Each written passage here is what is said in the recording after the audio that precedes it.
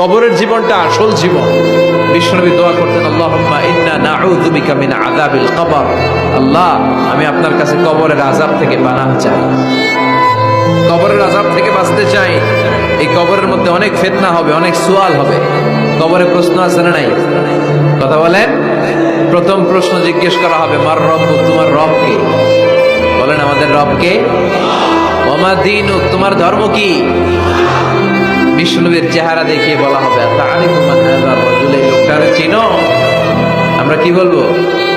আমরা চিনি, উনি আমাদের প্রিয় রাসূল মুহাম্মদুর রাসূলুল্লাহ সাল্লাল্লাহু আলাইহি ওয়াসাল্লাম।